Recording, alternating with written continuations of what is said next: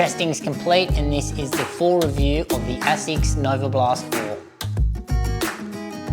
So this is the full review of the NOVABLAST. If you haven't checked out the first impressions review, feel free to go back and check that one out, and that's where you can get a gauge on how my opinions have changed over the time of testing.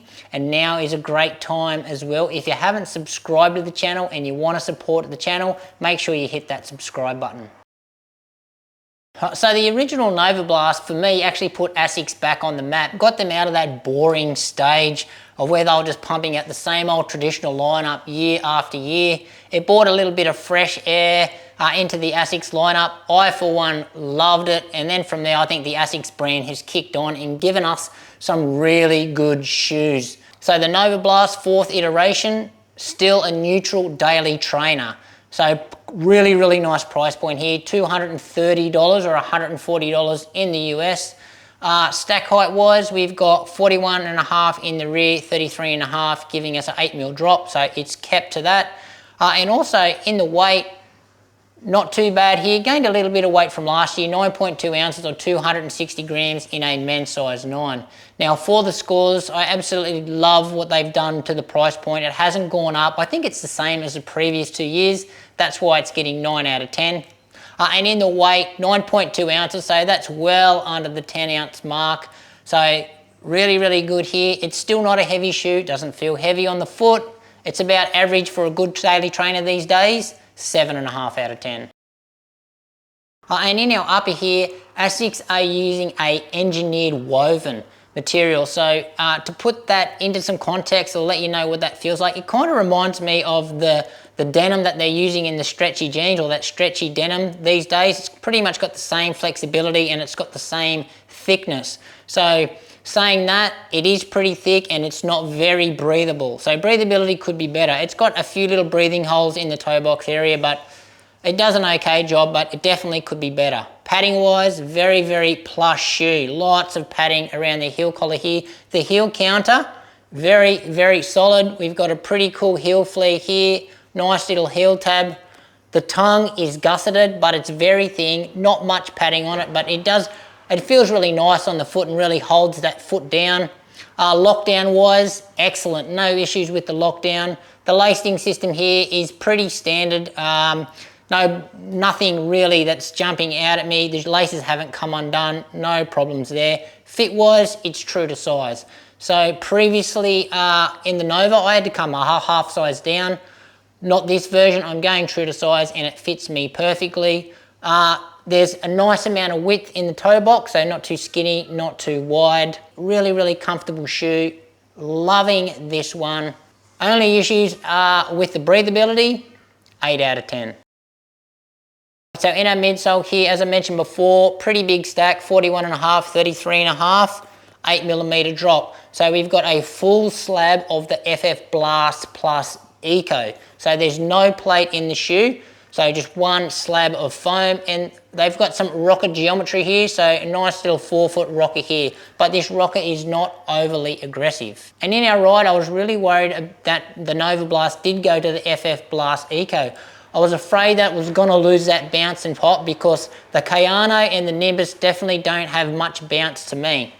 However, it's still got that Nova DNA. They still have the trampoline effect. It's still bouncy enough, and I actually prefer it more than last year's ride. So you still get enough nice gentle cushion in this, and then a nice gentle bounce off.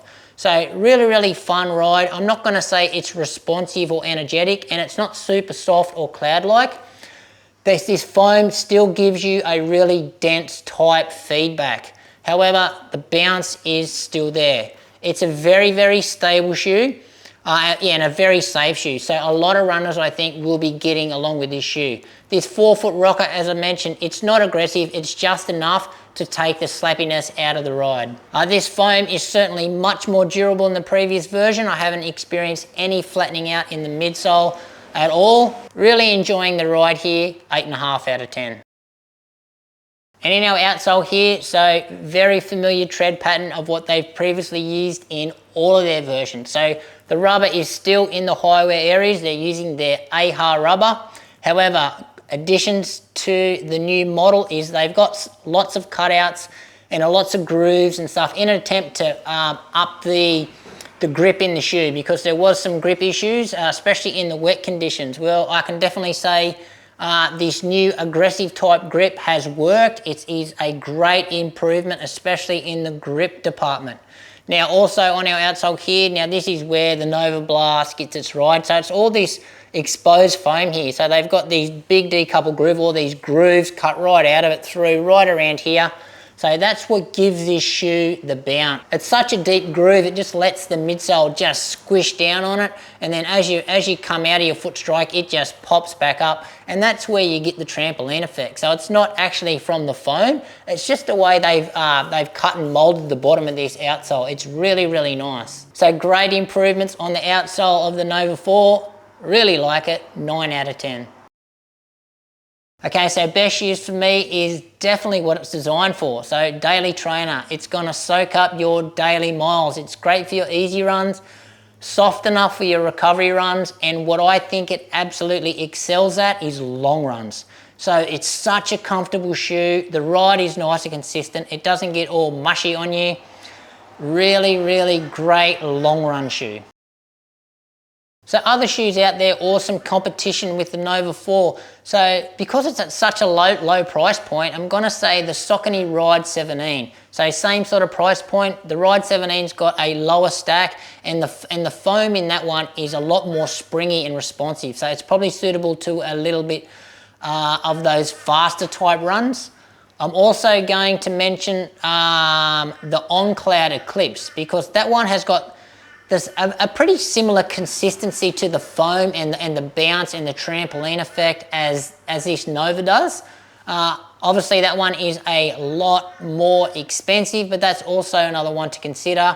And also going to say the big brother or the big sister, and that's the ASICS NOVABLAST. So that ride mostly resembles this shoe, however, much more of a extreme price point on that one.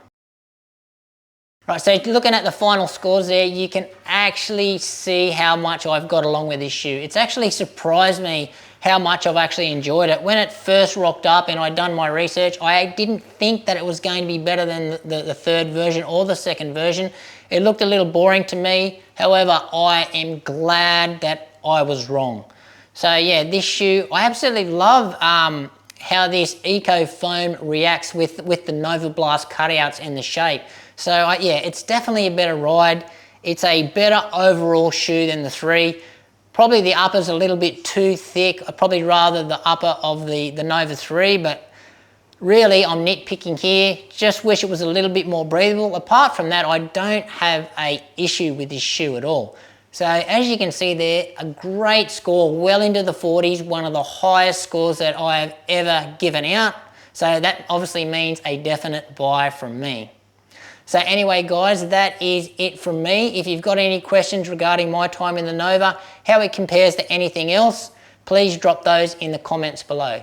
And again, thank you very much for watching. Make sure you give this video a like, subscribe to the channel, and we'll see you next time.